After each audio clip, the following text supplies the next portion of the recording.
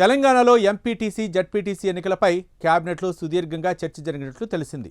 మంత్రుల నుంచి వేర్వేరు అభిప్రాయాలతో రసవత్రంగా చర్చ జరిగింది. ఈ ఎన్నికలను ఎప్పుడు నిర్వహించాలనే దానిపై ఒక్కో మంత్రి తన అభిప్రాయాలను వ్యక్తపరిచారు. ఎన్నికలకు వెళ్లాలా వద్దా అనే విషయంలో భిన్నాభిప్రాయాలు వ్యక్తమవడంతో నిర్ణయం క్లిష్టంగా మారింది. ఇంతకీ జడ్పీటీసీ, ఎంపీటీసీ ఎన్నికలు జరుగుతాయా?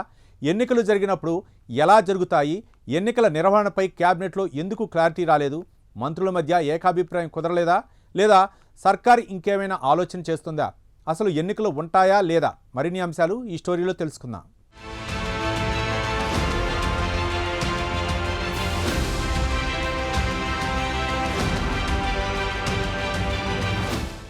తెలంగాణలో జెడ్పీటీసీ, ఎంపీటీసీ ఎన్నికల నిర్వహణపై ఎన్నో ప్రశ్నలు ఇప్పుడు రాజకీయ తెరపై కనిపిస్తున్నాయి. సుదీర్ఘంగా జరిగిన కేబినెట్ సమావేశంలో ఎందుకు జెడ్పీటీసీ, ఎంపీటీసీ ఎన్నికలపై క్లారిటీ రాలేదు? అసలు కేబినెట్లో ఈ అంశంపై పూర్తిస్థాయిలో చర్చ జరిగిందా లేదా? జరిగితే మంత్రుల మధ్య ఏవైనా భిన్నాభిప్రాయాలు వ్యక్తమయ్యాయా? ఇదే సమయంలో సీఎం రేవంత్ రెడ్డి ఇప్పుడు ఈ చర్చ వద్దు, తర్వాత చర్చిద్దామని అన్నారా? అసలు రాష్ట్రంలో జెడ్పీటీసీ, ఎంపీటీసీ ఎన్నికలు జరుగుతాయా? జరిగితే ఎప్పుడు జరుగుతాయి? ఎలా జరుగుతాయి? అని ఎన్నో ప్రశ్నలు, ఊహాగానాలు ఇప్పుడు రాజకీయ వర్గాల్లో, ప్రజల్లో వస్తున్నాయి. కేబినెట్లో చర్చ జరుగుతున్న సమయంలో నేరుగా మండలం, జిల్లా పరిషత్ ఎన్నికలు నిర్వహిస్తే ఎలా ఉంటుందనే చర్చ వచ్చినట్లు సమాచారం. దీనిపై అధికారులు కూడా మాట్లాడుతూ దీనిపై ఎలాంటి క్లారిటీ లేదని, ఒకవేళ సర్కార్ చెబితే స్టడీ చేస్తామని చెప్పినట్లు తెలుస్తోంది. అయితే ఇదే సమయంలో సీనియర్ మంత్రులు ఒక్కరు, ఇద్దరు ఇలా మండల, జిల్లా పరిషత్ ఎన్నికలు నేరుగా నిర్వహిస్తే రాజకీయంగా ఇబ్బందుంటుందని, అలాగే ఇది కేంద్ర పరిధిలోని చట్టంలో మార్పులు, చేర్పులు చేస్తే తప్ప సాధ్యం కాదని తెలుస్తోంది. రాజకీయంగా కూడా క్యాడర్ నుండి ఇబ్బందులు ఎదుర్కోవాల్సి వస్తుందనే అభిప్రాయాన్ని తెలియజేసినట్లు సమాచారం.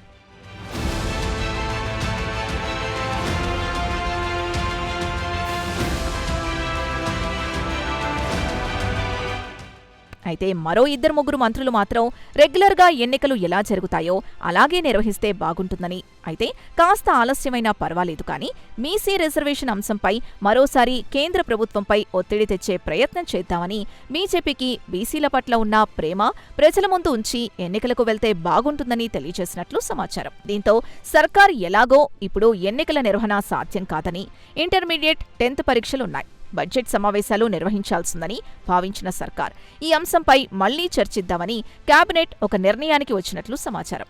ఈ నేపథ్యంలో మార్చిలో నిర్వహించకపోతే మళ్లీ ఆగస్టు వరకు వేచి చూడాల్సిన పరిస్థితి ఏర్పడుతుందని అధికారులు కేబినెట్కు వివరించినట్లు తెలుస్తోంది. ఈ గ్యాప్లో రైతు భరోసాతో పాటు గ్రామస్థాయిలో వివిధ అభివృద్ధి పనులకు శంకుస్థాపనలు చేయాలని ప్రభుత్వం భావిస్తోంది.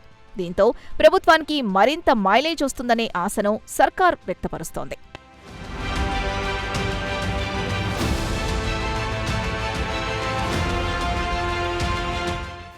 ఇక మండల, జిల్లా పరిషత్ ఎన్నికలు కేవలం స్థానిక నాయకత్వానికి సంబంధించినవి మాత్రమే కావు. ఇవి భవిష్యత్తులో రాబోయే సాధారణ ఎన్నికలకు సెమీఫైనల్స్ లాంటివని కాంగ్రెస్ ఆలోచిస్తోంది. ఈ నేపథ్యంలో బీసీ కులగణన నివేదిక రాకుండా, పెంచిన రిజర్వేషన్లు అమలు చేయకుండా ఎన్నికలకు వెళ్తే బీసీ సంఘాల నుంచి తీవ్ర వ్యతిరేకత వచ్చే అవకాశం ఉందని టెన్షన్ పడుతున్నారు. అంతేగాక రాష్ట్ర బడ్జెట్ సమావేశాల నేపథ్యంలో నిధుల కేటాయింపులు, పథకాల అమలుపై ఫోకస్ పెట్టాల్సిన సమయంలో ఎన్నికల కోడ్ అడ్డు రావచ్చని ప్రభుత్వం భావిస్తోంది. మరోవైపు బీఆర్ఎస్, బీజేపీ వంటి పార్టీలు కూడా ఈ ఎన్నికల్ని ప్రతిష్టాత్మకంగా తీసుకుంటున్నాయి. ప్రభుత్వ వ్యతిరేకతను సాకుగా చూపి పుంజుకోవాలని అవి భావిస్తూ ఉండగా ఆ అవకాశం ఇవ్వకూడదని అధికార పార్టీ యోచిస్తోంది. కేబినెట్ భేటీలో వీటన్నిటిపై చర్చలు జరిగినప్పటికీ తుది నిర్ణయాన్ని ముఖ్యమంత్రికి వదిలేసినట్లు సమాచారం. మొత్తానికి మండల, జిల్లా పరిషత్ ఎన్నికలపై సుదీర్ఘంగా కేబినెట్ చర్చ జరిగినా క్లారిటీ రాలేదనేది అర్థమవుతోంది. అలాగే బడ్జెట్ సమావేశాలు మార్చి 16 నుండి స్టార్ట్ అవుతూ ఉండడంతో మార్చిలో అయితే ఎన్నికలు లేవని క్లారిటీ వచ్చింది. కానీ ఎన్నికలు ఎప్పుడు ఎలా ఉంటాయనేది మాత్రం ఇంకా క్లారిటీ రావాల్సి ఉంటుంది. చూడాలి దీనిపై అధికారులు ఎలాంటి స్టడీ రిపోర్ట్ ఇస్తారు, సర్కార్ ఎలాంటి నిర్ణయం తీసుకుంటుందో, ఎన్నికలు ఎప్పుడుంటాయో అనేది మళ్లీ కేబినెట్లోనైనా క్లారిటీ వస్తుందో రాదో మరి.